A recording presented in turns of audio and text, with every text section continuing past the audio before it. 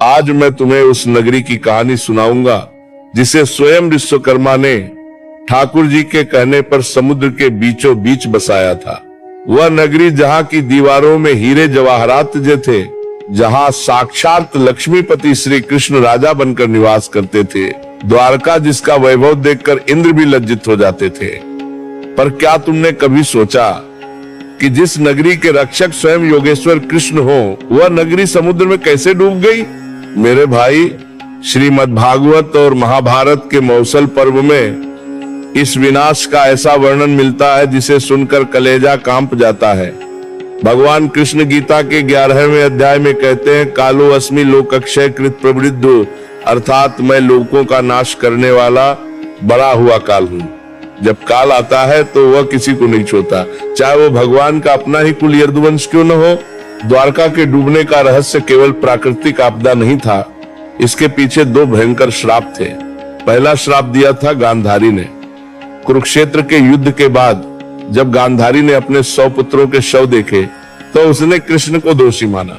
उसने क्रोध में आकर कहा, हे कृष्ण, यदि मैंने सच्चे हृदय से पतिव्रत धर्म का पालन किया है तो आज से 36वें वर्ष में तुम्हारे यदुवंश का भी वैसे ही नाश होगा जैसे मेरे पुत्रों का हुआ है। तुम अकेले तपोगे और तुम्हारी नगरी समुद्र में विलीन हो जाएगी। ठाकुर जी मुस्कुराए और कहा, माता, ऐसा ही होगा, क्योंकि वे जानते थे कि यदुवंश इतना शक्तिशाली हो चुका था कि उसे बाहरी कोई शक्ति नहीं मार सकती थी। उसे खत्म करने के लिए खुद ठाकुर जी की माया और एक श्राप की आवश्यकता थी।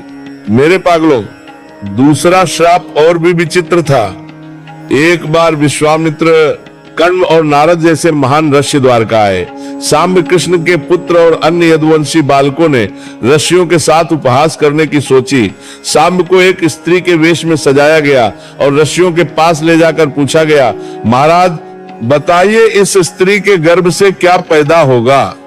अस्सियों ने अपनी दिव्य दृष्टि से सब जान लिया।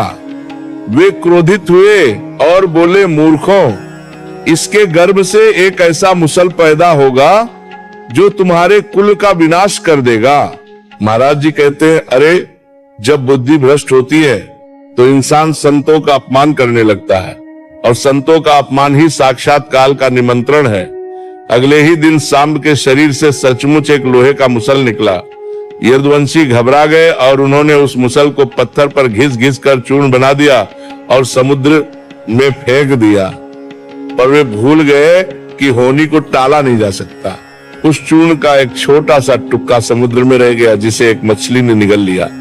वही टुकड़ा बाद में ठाकुर जी के चरणों में लगने वाला तीर बना।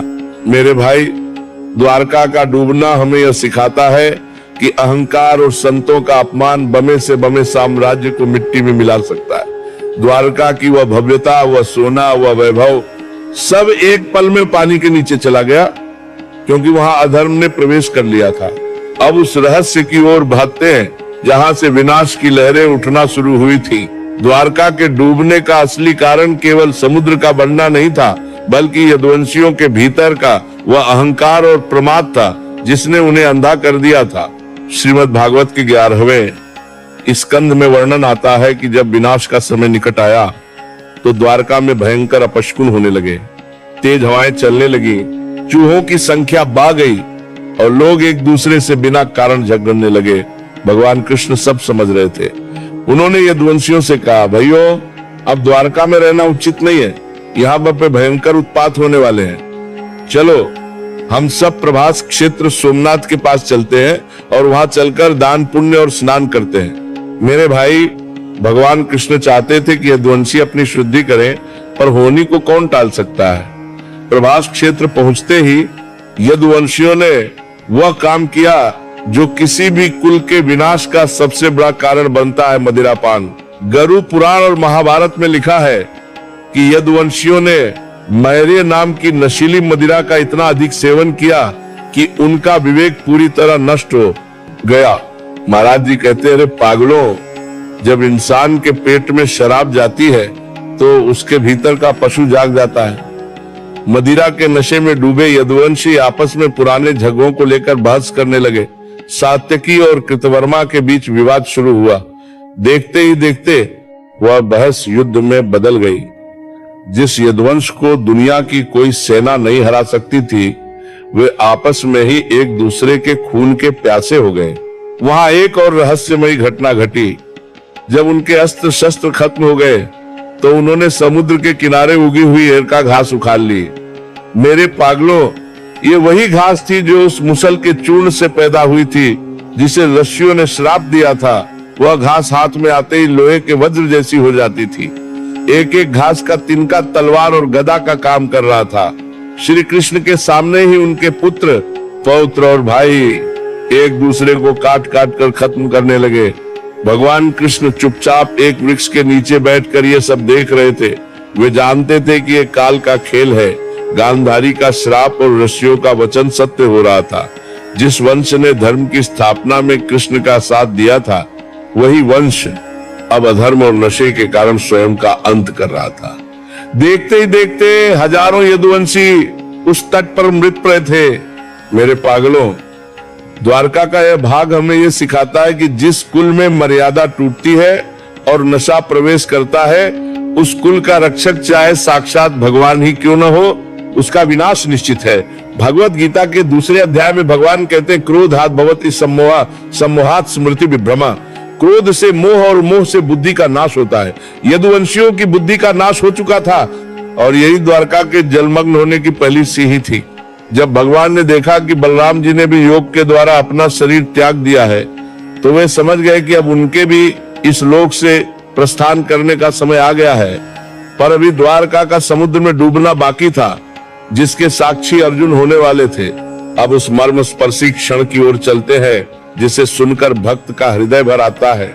जब प्रभास क्षेत्र की वह भयंकर लड़ाई खत्म हुई और पूरा यदुवंश मिट्टी में मिल गया, तब भगवान कृष्ण ने देखा कि उनके बड़े भाई बलराम जी समुद्र तट पर बैठकर समाधि में लीन है और उनके मुख से एक विशाल श्वेत नाग शेषनाग निकलकर समुद्र में समा रहा है।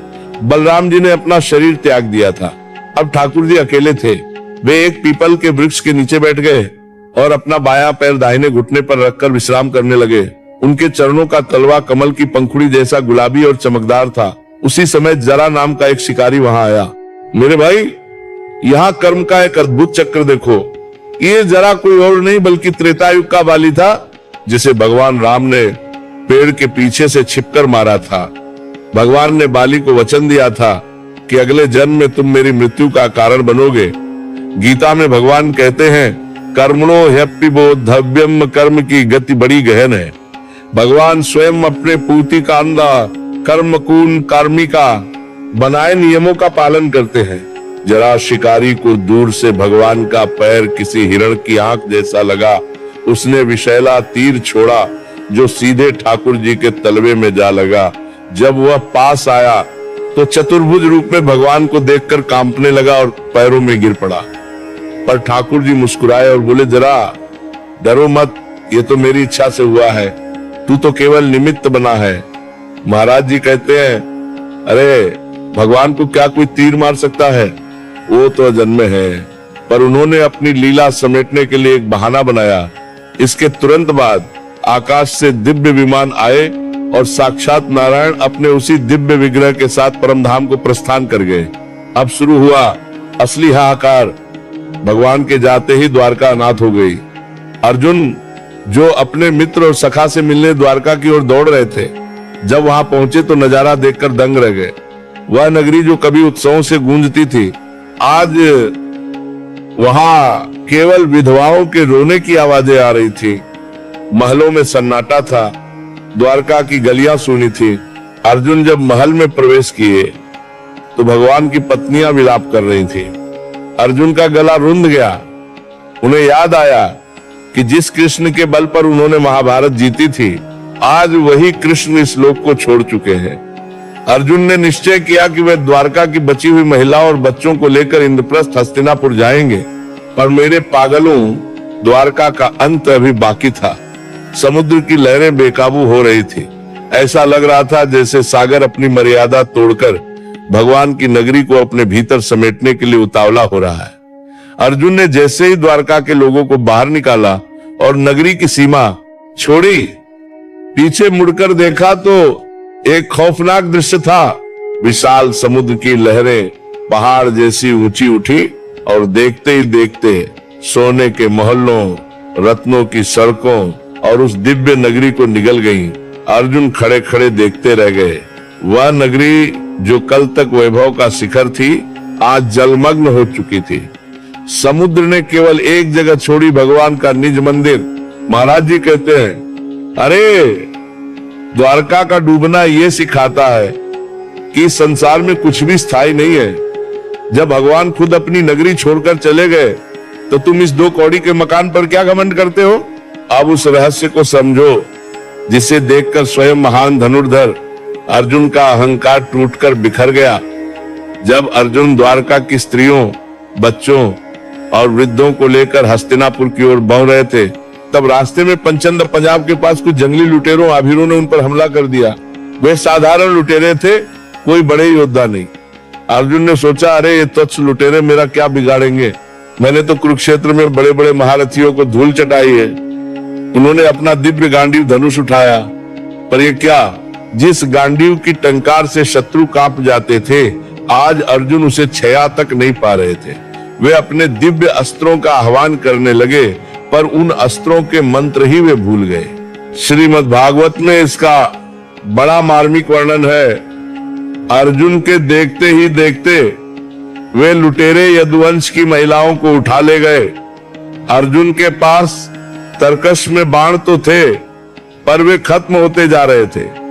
जो गांडीव कभी थकना नहीं जानता था, आज वह एक साधारण लकड़ी का टुकड़ा बनकर रह गया था। अर्जुन रोने लगे। वे चीखकर बोले, हाँ कृष्ण, हाँ सखा, पर वहां सुनने वाला कोई नहीं था। मेरे भाई महाराज जी कहते हैं, अरे पागलों, अर्जुन की शक्ति अर्जुन की नहीं थी, वह तो कृष्ण की दी हुई उद्धार की शक्ति थी।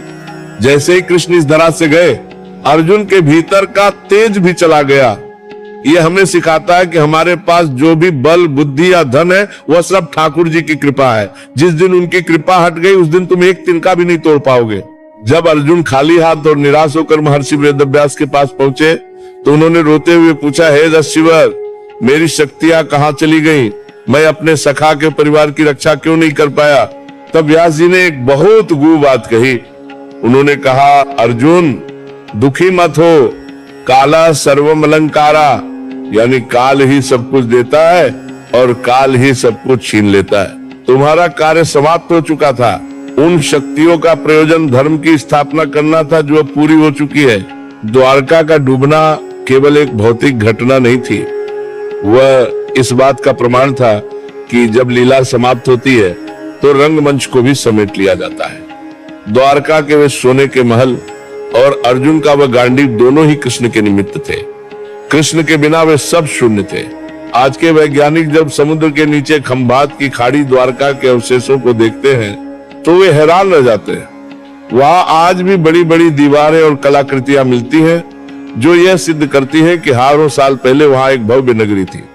पर विज्ञान केवल कैसे हाव बता सकता है, क्यों? वाय का जवाब तो केवल शास्त्रों में ही है। द्वारका इसलिए डूबी क्योंकि वहां का आध्यात्मिक बल कृष्ण के साथ ही चला गया था। महाराज जी कहते हैं, अरे तुम जिस दुनिया को सच मानकर बैठे हो, यह भी एक दिन डूब जाएगी। काल की एक लहर आएगी और तुम्हारा नाम निशान मिट जाएगा। केवल वही बचेगा जो नाम की नाव में सवार होगा। अब उस हिस्से पर आते हैं जो उन लोगों के मुंह पर तमाचा है, जो कहते हैं कि महाभारत और द्वारका केवल एक कल्पना या कहानी है। आज का विज्ञान भी उस स्थान के सामने नतमस्तक है जिसे हम बेट द्वारका और मुख्य द्वारका के पास समुद्र की गहराइयों में देखते हैं। श्रीमद् भागवत पुराण में लिखा है कि समुद्र ने द्वारका को डुबोते समय केवल भगवान का मंदिर छोड़ा था, लेकिन जब 1980 के दशक में समुद्र विज्ञानियों और पुरातत्वविदों ने गुजरात के तट पर खुदाई और गोताखोरी शुरू की, तो जो मिला उसने पूरी दुनिया को हिलाकर रख दिया। समुद्र के नीचे लगभग 30 से 40 फीट की गहराई में आज भी एक विशाल नगरी के अवशेष मौजूद हैं। मेरे भाई, वहां क्या मिला? वहां पत्थर की विशाल दीवारें मिली, बड़े बड़े खंभे मिले और ऐसे एंकर लंगर मिले जिनका वजन कई टन है। वैज्ञानिकों का कहना है कि ये अवशेष कम से कम 5000 से 9000 साल पुराने हैं। ये वही समय है जब महाभारत का युद्ध हुआ था। वहां की बनावट को देखकर इंजीनियर भी हैरान है। हजारों साल पहले पत्थर को इतनी सटीकता से कैसे काटा गया था? ये वही विश्वकर्मा की कारीगरी थी जिसका वर्णन हमारे शास्त्रों में मिलता है। महाराज जी कहते हैं, अरे पागलो, तुम प्रमाण मांगते हो, ठाकुर जी ने तो सबूत छोड़ रखे ताकि तुम्हारी नास्तिक बुद्धि को ठिकाना मिले। महाभारत में वर्णन आता है कि द्वारका में प्रवेश करने के लिए मुद्राशील की आवश्यकता होती थी। क्या तुम्हें पता है, समुद्र के नीचे की खुदाई में एक 3 सिर वाले पशु वाली मुद्रा मिली है, जिसका वर्णन महाभारत में स्पष्ट रूप से किया गया है। ये कोई संयोग नहीं है, ये सत्य है। अब प्रश्न आता है, द्वारका के खजाने का क्या हुआ? शास्त्रों के अनुसार द्वारका सोने की नगरी थी। लोग सोचते हैं कि वहां आज भी सोना पड़ा होगा, पर मेरे पागलों, अध्यात्म कहता है कि जब भगवान अपनी लीला समेटते हैं तो वह पदार्थ को वापस प्रकृति में विलीन कर देते हैं। वह सोना, वह वैभव अब भौतिक रूप में नहीं बल्कि उस स्थान की ऊर्जा के रूप में वहां विद्यमान है। आज भी जो भक्त श्रद्धा से द्वारका के तट पर बैठता है, उसे समुद्र की लहरों में कृष्ण की बांसुरी और पायल की खनक सुनाई देती है। द्वारका की खोज ने यह सिद्ध कर दिया कि काल कितना शक्तिशाली है। जिस नगरी की सुरक्षा सुदर्शन चक्र करता था, उसे भी काल के आदेश पर समुद्र ने निगल लिया। यह हमें याद दिलाता है कि तुम चाहे सोने के मोहल्लों में रहो या मिट्टी की झोपड़ी में, जब प्रकृति अपना हिसाब मांगती है तो कुछ भी शेष नहीं रहता। वैज्ञानिक कहते हैं कि शायद किसी भयंकर सुनामी या समुद्र के स्तर बढ़ने के कारण द्वारका डूबी, पर महाराज जी कहते हैं, अरे सुनामी तो केवल निमित्त थी, असली कारण तो वह श्राप और लीला का अंत था। विज्ञान केवल बाहर की हलचल देखता है, पर भक्त उसके पीछे छिपे संकल्प देखता है। द्वारका आज भी समुद्र के नीचे एक मौन गवाह बनकर खड़ी है। वह हमें बताती है कि ओ इंसानों, देख लो, मैं श्री कृष्ण की नगरी थी, फिर भी काल ने मुझे नहीं छोड़ा। तुम किस घमंड में चूर हो? अब उस रहस्यमयी मोड़ को समझो जहां से इतिहास बदल गया। शास्त्रों में वर्णन आता है कि जिस क्षण भगवान श्री कृष्ण ने इस धरा को छोड़ा और द्वारका समुद्र में विलीन हुई, ठीक उसी पल कलयुग ने पृथ्वी पर अपने दोनों पैर जमा दिए। श्रीमद् भागवत के प्रथम स्कंध में बताया गया है कि जब तक ठाकुर जी के चरण इस पृथ्वी पर थे, तब तक कली की इतनी हिम्मत नहीं थी कि वह अपना प्रभाव दिखा सके। पर जैसे ही द्वारका डूबी, संसार से सत्य और पवित्रता का सूरज ढलने लगा। महाराज जी कहते हैं, अरे पागलों, द्वारका का डूबना केवल एक शहर का अंत नहीं था, वह उस सुरक्षा कवच का हटना था जो मानवता को अधर्म से बचाए हुए था। जैसे ही द्वारका जलमग्न हुई, अर्जुन ने देखा कि लोगों की बुद्धि बदलने लगी है। भाई भाई के खून का प्यासा होने लगा, लोगों में लालच और काम वासना बनने लगी। महाभारत के मौसल पर्व में लिखा है कि द्वारका के विनाश के बाद धर्म के 4 चरणों में से केवल एक चरण बचा, दान, सत्य, तप और दया। ये 3 गुण द्वारका की लहरों के साथ ही कहीं गहरे समुद्र में दब गए। मेरे भाई, द्वारका का डूबना एक चेतावनी थी। भगवान ने दिखाया कि जब समाज में मर्यादा का उल्लंघन होता है और लोग अपने मूल भगवान को भूलकर केवल भोग में डूब जाते हैं, तो प्रकृति उसे स्वीकार नहीं करती।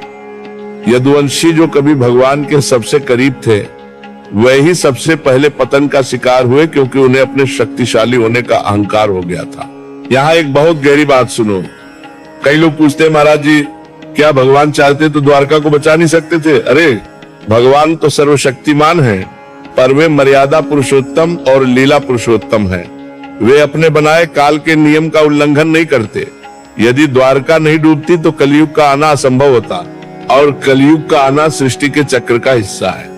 द्वारका का विसर्जन दरअसल नई शुरुआत के लिए पुरानी स्लेट को साफ करना था।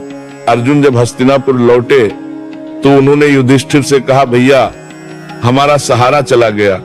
जिस सूर्य के प्रकाश में हम चमक रहे थे, वह सूर्य अब अस्त हो चुका है। अब यह नगरी, यह राजपाट और यह जीवन सब सुना है। इसके तुरंत बाद पांडवों ने भी हिमालय की ओर महाप्रयाण करने का निश्चय किया। द्वारका के डूबने ने यह सिद्ध कर दिया कि बिना ईश्वर के संसार की सबसे कीमती वस्तु भी राख के समान है।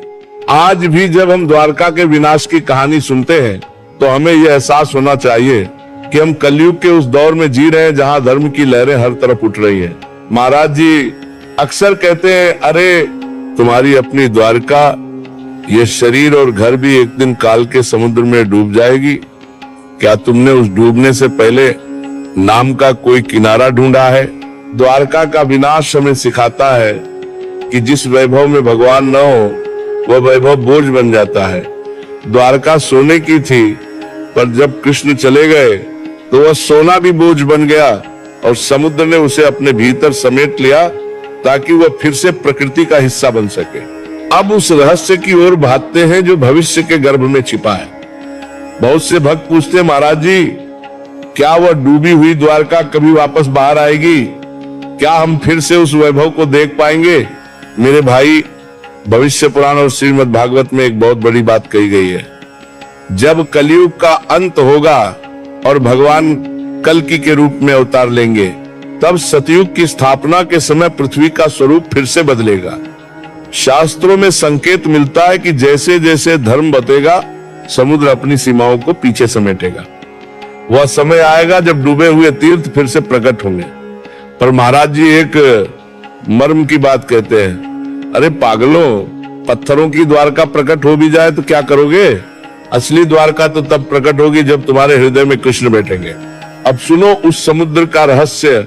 आज भी जो लोग द्वारका के समुद्र तट पर जाते हैं या गोमती नदी और सागर के संगम पर स्नान करते हैं, वे एक विशेष ऊर्जा का अनुभव करते हैं। गोताखोरों ने अपनी रिपोर्ट में बताया है कि समुद्र के भीतर जहां द्वारका के अवशेष हैं, वहां की मछलियां और जलीय जीव अन्य जगहों की तुलना में बहुत शांत है।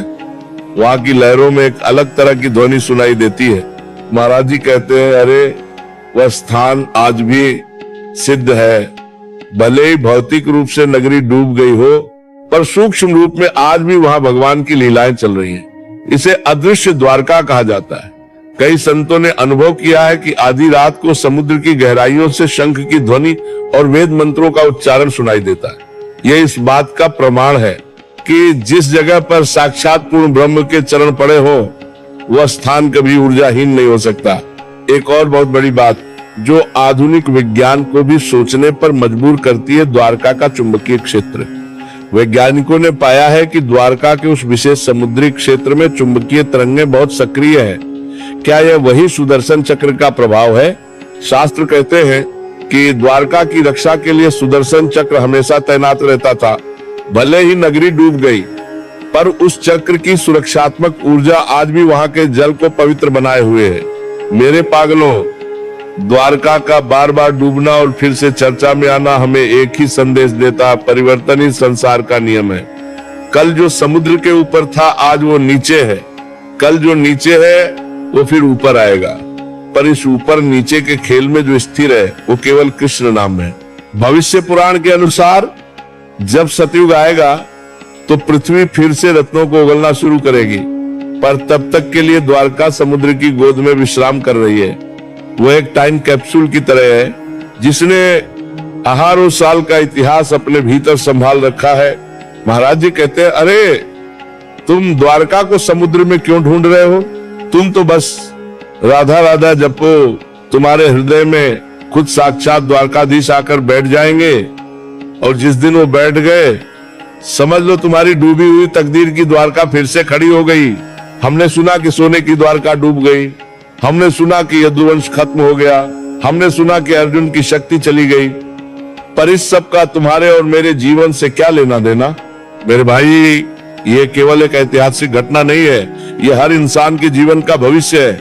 महाराज जी कहते हैं, अरे पागलों, तुम जिस शरीर को सजा रहे हो, जिस घर को बनाने में पूरी जिंदगी लगा दी, जिसे तुम अपनी द्वारका समझते हो, क्या तुम्हें यकीन है कि काल की लहर इसे नहीं छुएगी? श्रीमद् भागवत गीता के अंत में संजय कहते हैं, यत्र योगेश्वरः कृष्णो यत्र पार्थो धनुर्धरः तत्र श्री विजयो भूतिर ध्रुवा नीतिर्मतिर्मम। जहाँ कृष्ण है वहीं श्री लक्ष्मी, विजय और विभूति है। द्वारका तब तक सुरक्षित थी जब तक वहां कृष्ण थे। जैसे ही कृष्ण ने वह नगरी छोड़ी, सोने की दीवारें मिट्टी बन गई। यही तुम्हारे जीवन का भी सच है। जिस दिन तुम्हारे जीवन से भगवान और धर्म निकल जाएगा, तुम्हारी सफलता की द्वारका को डूबते देर नहीं लगेगी। द्वारका के विनाश से 3 बड़ी सीखें लो। अहंकार का अंत। यदुवंशियों को लगा कि वे अजय हैं। जब इंसान को अपनी शक्ति, जाति या धन का घमंड होता है, तो वह मुसल पैदा करता है जो उसी के कुल को खा जाता है। संगत का असर, मदिरा और प्रमाद ने उन योद्धाओं की बुद्धि हर ली। अगर जीवन में सत्संग नहीं है तो तुम अपनी ही खुशियों के दुश्मन बन जाओगे। शरणागति। अर्जुन ने सीखा कि गांडीव में शक्ति तब तक थी जब तक कृष्ण पीछे खड़े थे। अपनी उपलब्धियों का श्रेय खुद मत लो, उस विधाता को दो। मेरे पागलों, महाराज जी का अंतिम उपदेश सुनो।